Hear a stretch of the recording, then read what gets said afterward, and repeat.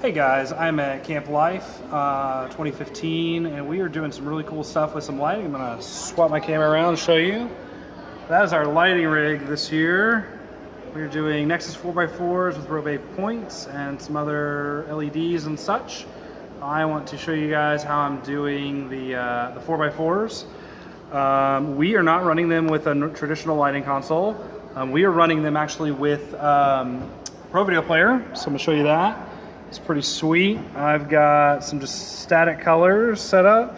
We at Camp Life have to be proactive with running things on the fly. Our worship leaders tend to change things up quite a bit. We've been known to make up songs as we go. So everything we do has to be quick and fast and easy to just run on the fly. So I'm gonna show you some cool graphics that we're doing. Here is just a cool lighting, like LED light graphic that I got. And here's what it looks like on the 4x4s. I'm gonna crank up the brightness all the way. As you can see, they are punchy.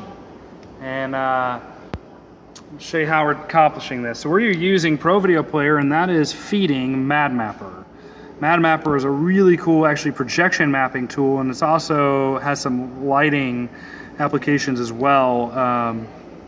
I am feeding out a ProVideoPlayer. Let me get over here and feeding out with Siphon. Siphon is a cool like screen grabber utility, and it's really cool. ProVideoPlayer now uses that.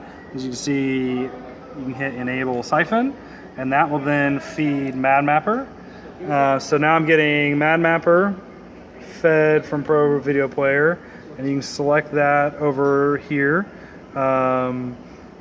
And then I'm actually got all the panels mapped. So you can see, here's my one in the upper right hand corner. So each one of these little boxes is actually one of the 4x4 pixels. So, and then MadMapper is sending out signal via Ethernet and ArtNet. So I've got an Ethernet cable coming out of my laptop feeding a switch. Everything's fed off ArtNet. I'm using about 3 universes of ArtNet, and I'm able to pixel map each panel. So let me go back and show you guys some cool graphics that we're doing. We're doing a lot of just cool like flashes and just all kinds of different stuff that I was able to get. Actually, all my content came from VideoHive. So here's some other stuff. I've also built in some just static colors so I can kind of emulate what I would be doing with just a wash from like a lighting console. It's not the ideal way to do it because I can't really change things on the fly, but I know what I'm going to be using as far as colors, and so I'm able to just kind of pre-program all the colors that I normally use. So I can get a nice, good, solid like white and use it as a traditional blinder. As you can see, it's just super punchy and they're a lot of fun. So hope you guys enjoyed it, and feel free to ask any questions. I almost forgot to show you guys something really cool that we're doing. I needed fader control of the intensity of the 4x4s because I need to be able to just like blind or just dim down and get a nice subtle wash like an eye candy. So I'm using a MIDI pad. This is just a simple Audio trigger finger. It's really a drum pad, but it has faders, which is what I needed. And I'm controlling, this is controlling MadMapper, not ProVideoPlayer. So it's controlling the brightness. It's actually called fade to black. I'm gonna show you that here. So go into settings, fade to black. It is controlling this.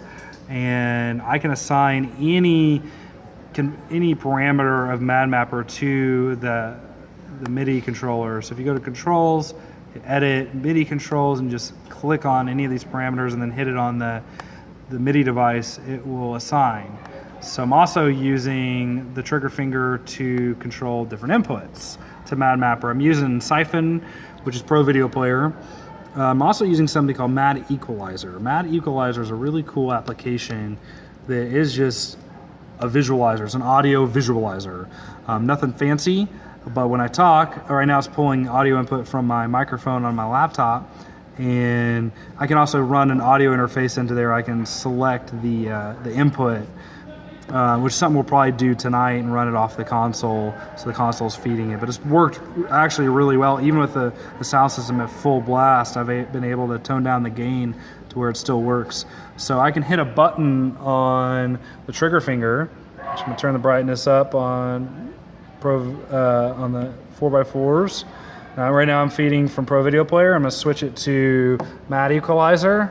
And now as I talk, I've got it on the 4x4. So as you can see, it works really well for like walk-in when the kids are coming in. It's a lot of fun to have that. And I can change up the colors to be just your traditional colors. Do that real quick. Change hue back to just the normal like green. So, all right.